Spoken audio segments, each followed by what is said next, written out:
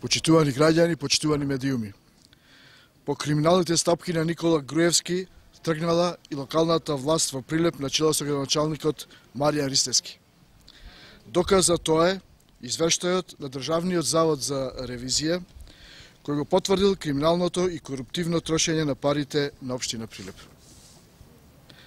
Врз база на наодите во ревизорскиот извештај, до полициската станица Прилеп и до основното јавно обвинителство Прилеп поднесуваме кривична пријава против градоначалникот на Прилеп Маријан Ристевски. Имено, ревизорот увидел дека недостига евиденција за околу 90 милиони денари кои што општината ги пријавила во вкупните побарувања во текот на 2015 година. Тоа значи дека се давани лажни податоци за завршните сметки.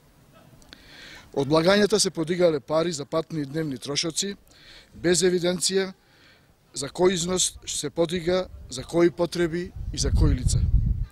Само во 2015 година е набавено гориво за службените возила во вредност од околу 2 милиони и 800 илјади денари, а не се изготвувале налози за патување и не се евидентирале возилата во кои што се става горивото.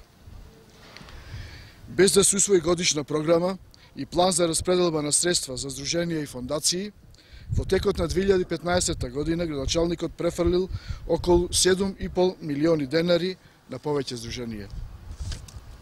Во текот на 2015 година набавена е нафта за грејење во вредност од околу 1 милион и 500 илјади денари, без евиденција за прием на горивото, на залихата што останувала и без попис на крајот на годината.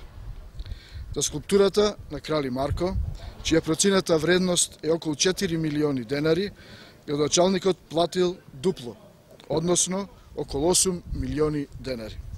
За превоз на ученици до училиштата градоначалникот исплатил околу 37,5 милиони денари без да спроведе постапка за јавни набавки.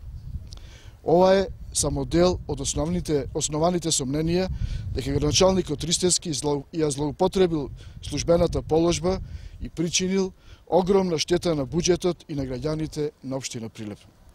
Очекуваме органите на државата итно да спроведат постапка за откривање на ова кривично дело, да спречат негово повторување и влијание на сведоците, како и прикривање на доказите. Благодарам.